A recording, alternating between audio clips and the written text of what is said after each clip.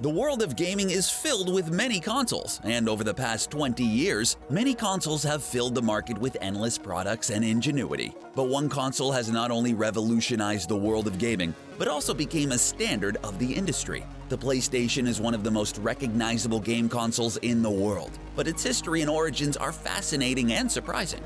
Imagine two of the world's biggest tech companies looking to join forces, only to see everything implode and change the course of gaming forever. Look back on how the evolution of PlayStation consoles has changed the world of gaming forever.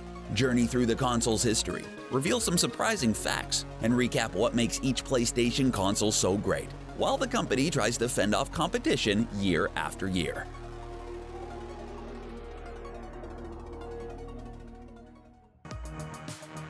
Sony's journey into the console world began with Nintendo. Yeah, that's right. In the early 90s, Sega and Nintendo were leading the console wars with both home consoles and handheld options, but Sony was ready to get in the mix, and they were definitely picking sides. Teaming up with Nintendo, Sony was helping develop an add-on to the Super Nintendo, known as the Nintendo PlayStation, which would be CD-based and not require any cartridges. The advantages of CD technology was beginning to emerge. Better sound, real video clips, and more storage space could vastly expand games. The Sega CD and Sega Saturn already showcased some of this potential, and Nintendo wanted to jump into the fray. This is when the first Sony PlayStation concept and prototype was developed. Featuring an SNES cartridge slot and a CD-ROM drive, the design was similar to a Super Nintendo and even used official Super Nintendo controllers.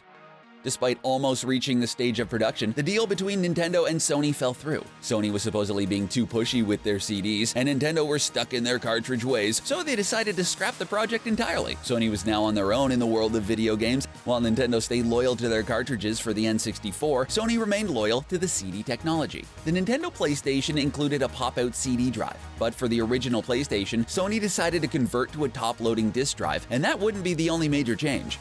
Without the use of the Super Nintendo controller, Sony had to develop their own controller design. One of the biggest decisions, removing letters and replacing them with shape symbols. The now iconic X, square, circle, and triangle have become as much as Sony's branding as the PlayStation logo itself. And, speaking of the logo, the PlayStation logo went through many drafts and styles before the 3D P and S logo was chosen for the final design.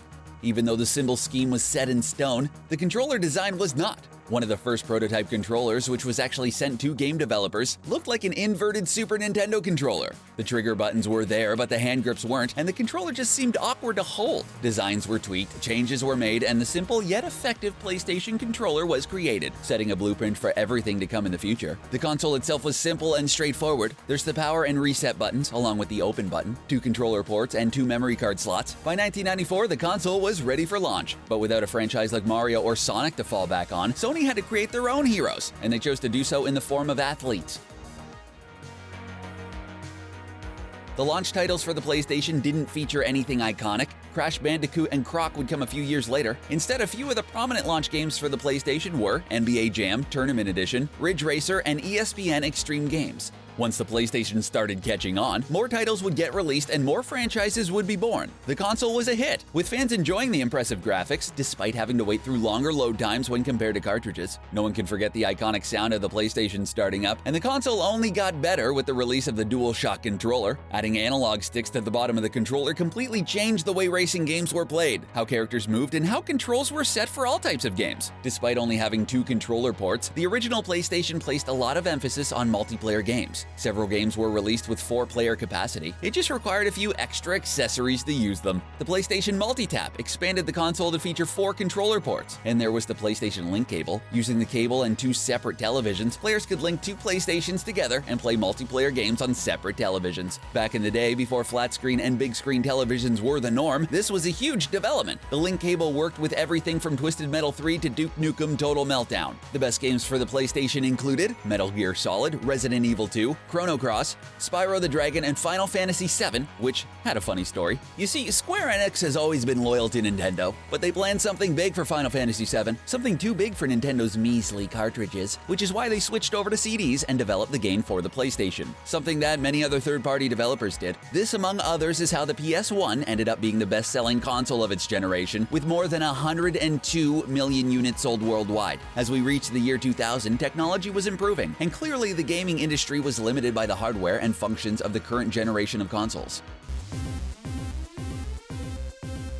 The first of the next-generation consoles to hit the market was the Sega Dreamcast in 1999, but Sony was quick to follow suit with the PlayStation 2 in the year 2000. Shortened to PS2, Sony first rebranded the original PlayStation as the PS1 and even released a slim model in the summer of 2000 for fans still clinging to the original. But the original PS1 wouldn't be needed because one of the biggest and more unprecedented highlights of the PS2 was backwards compatibility. The console could play both PS1 and PS2 games, something Nintendo or Sega was never able to tout or achieve in the cartridge era. Add in DVD compatibility and the rise of the digital movie discs era, and the PS2 seemed like the ultimate media machine for your home. Not only were games backwards compatible, but the original Dualshock controllers worked as well.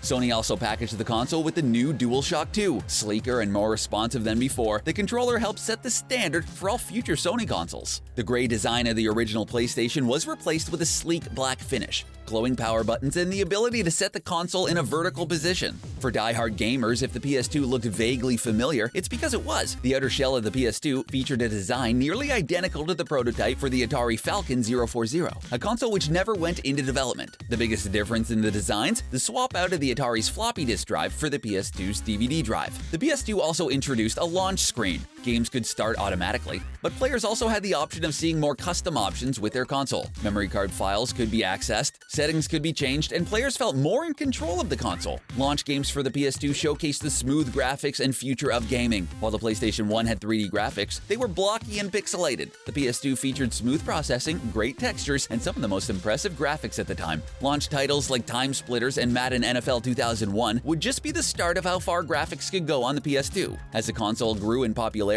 game developers were able to push the limits with visuals as seen in games like Grand Theft Auto Vice City and Metal Gear Solid 3 Snake Eater. New game franchises like Ratchet & Clank and Jak and Daxter were born in the PS2 era, along with series like God of War. The PS2 continued to provide accessories for the console, including a multi-tap, but one of the biggest differences for the console was the inclusion of the expansion bay. The back of the PS2 opened up, allowing for the installation of add-ons like a network adapter or hard drive. Long before the days of the PlayStation Network, the early days of PlayStation Online access were a mixed bag. The hard drive limit for the PS2 was around 40 gigabytes, meaning a majority of modern games today wouldn't even fit on it. The USB ports at the front of the PS2 provided connections for all kinds of extras, including karaoke-styled microphones, the interactive PlayStation iToy, and buzzers used for game show-style games. The potential and evolution of video games was clearly changing, and the PS2 was on the forefront of it, selling over 158 million units. With a huge gaming catalog, great add-ons, and an iconic controller in the DualShock 2, it's no wonder the PS2 is the top-selling gaming console of all time and still holds this record. Even though the Nintendo DS is creeping up close behind, speaking of handheld consoles, Sony looked to take on Nintendo in the portable market as well. Acting as almost a little brother to the PS2, the PlayStation Portable, nicknamed PSP for short, was released in 2004 in Japan and 2005 in North America. In a time before smartphones, the vivid 4.1-inch screen was a wonder to look at, especially considering the PSP acted as a powerful little media player. Although there was some great game adaptations and functionality for the PSP, the UMD media cards were limiting and ultimately deemed a failure,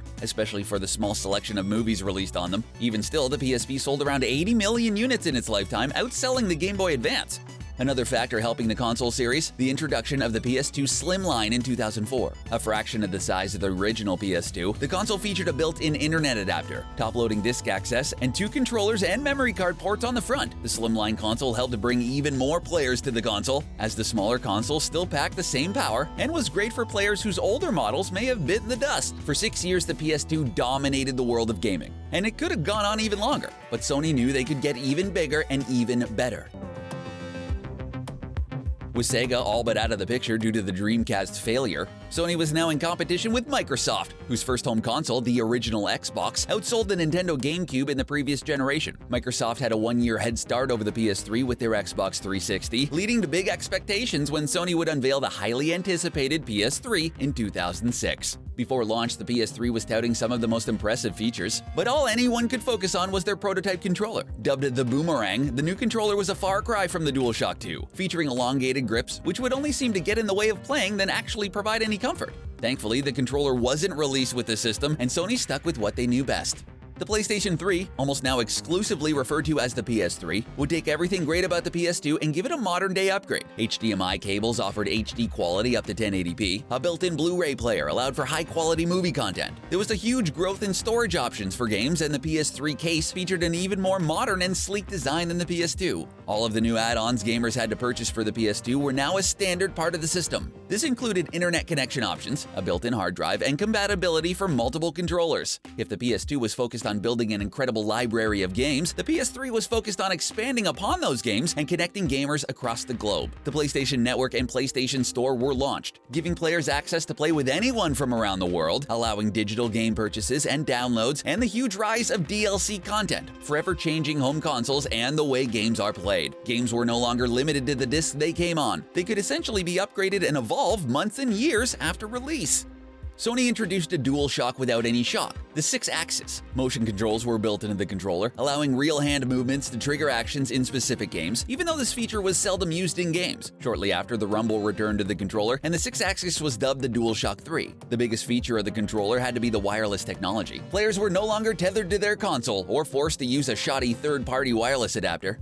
While the PS3 definitely focused on the future, Sony did have a strong emphasis on backwards compatibility. Disc-wise, all PS3s could play PS1 games, whether they're in disc format or downloaded from the PlayStation Store. But PS2 games were a little more complicated. Out of over a dozen PS3 models released, only 3 have PS2 disc compatibility. The best way to tell? If the console was equipped with 4 USB ports instead of 2, which was only found on the fat models, it could typically run PS2 games thanks to the chip installed inside. These were some of the earliest editions of the PS3. For true backwards compatibility, though, Sony would turn to the PlayStation Store, giving players access to a large catalog of titles which could be downloaded directly to the hard drive. Like the PS1 and PS2, the launch of the console came with a number of highly anticipated sports games, including Madden NFL 07 and NBA 2K7, but one of the biggest highlights among the games had to be Call of Duty 4 Modern Warfare. Sure, the game pales in comparison to some of the newest Call of Duty games, but it still runs at bare-bones versions of the engine in Black Ops 4 today, and is credited as the father of multiplayer console first-person shooters. With controllers in hands and headsets on heads, the world of online gaming and trash-talking exploded. It would be games like Call of Duty, which really became the forefront of the PS3 and showcased how online games would be the focal point of the future. Sony also understood this and made a huge reveal in 2008 with the release of the digital world known as PlayStation Home. Free to anyone with a PlayStation Network account, PlayStation Home was a virtual realm more than just a game and allowed players to connect without any objectives, levels, or maps to explore. Sony also expanded their original series and exclusive titles. In 2007, the Uncharted series began, bringing an exclusive adventure series to PS3 and introducing the gaming world to a new hero in the form of Nathan Drake. Other gaming highlights included The Last of Us, Little Big Planet, and the Killzone franchise. Around 2007 and 2008, Nintendo was making waves as they got out of their funk and grew in popularity thanks to the Wii console.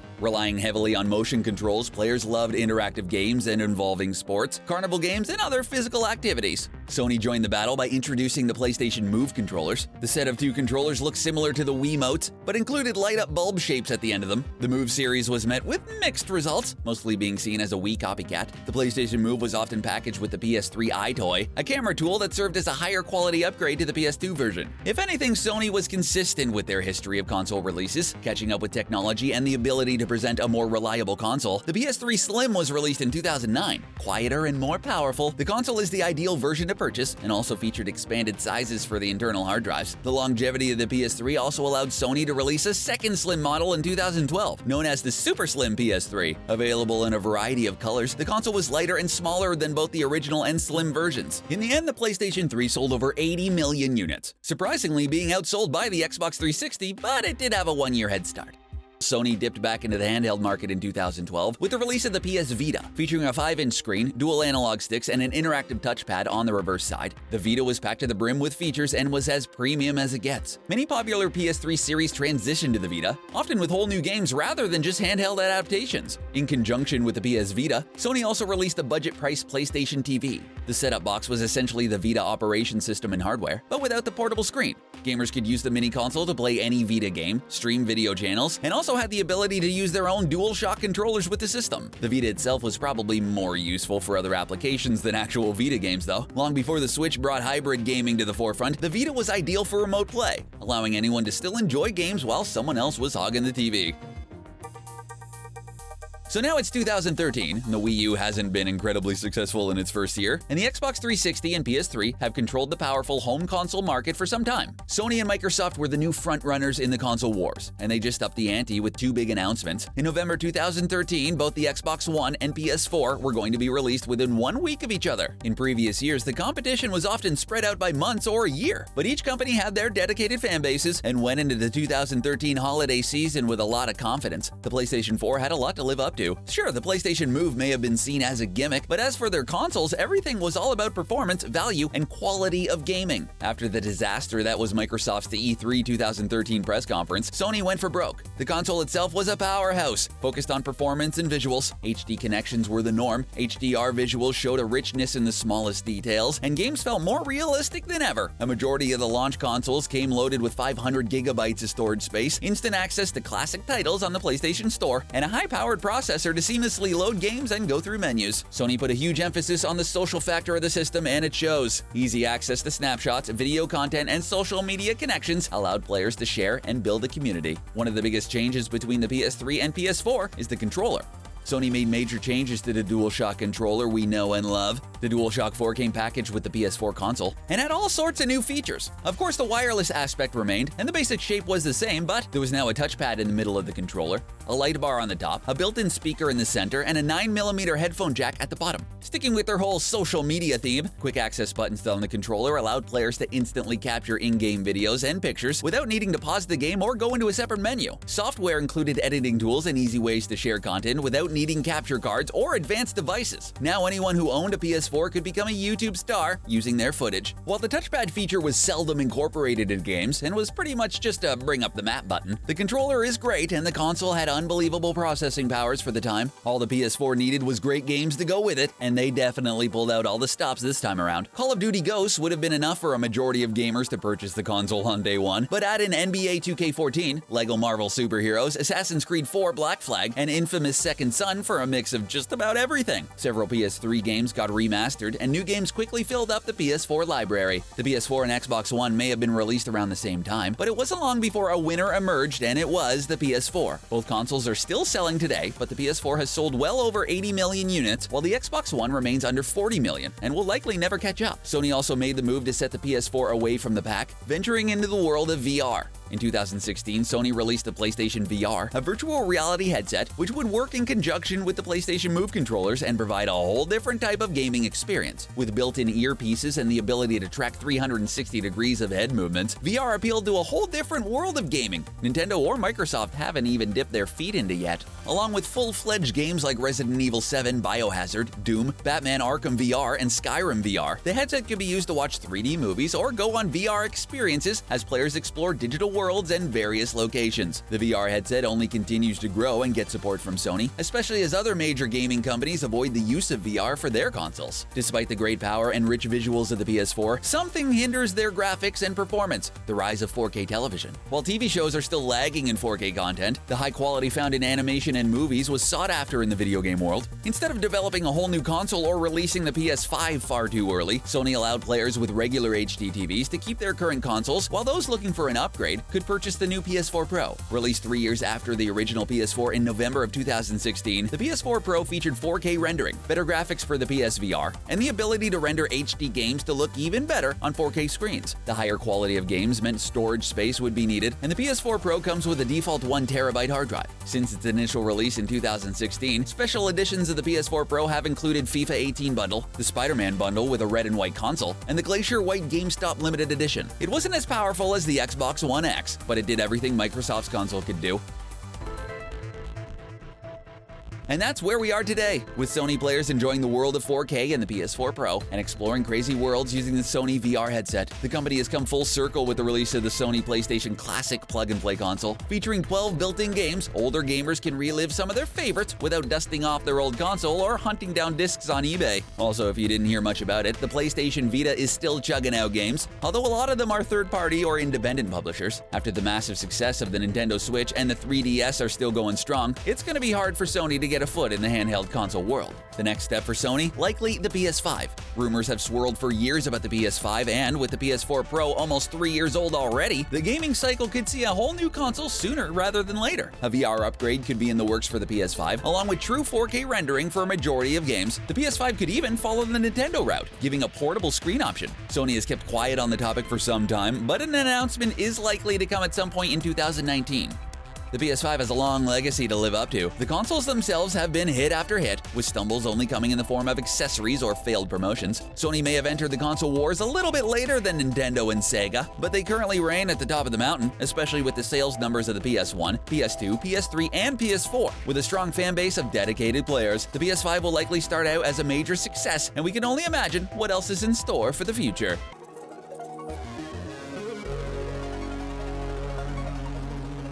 Did you enjoy our look back at Sony's history in the world of gaming? Can you imagine if they actually still worked in conjunction with Nintendo? What's your favorite Sony console to date? Let us know in the comments below, and don't forget to subscribe to The Gamer for more great gaming content. Thanks for watching!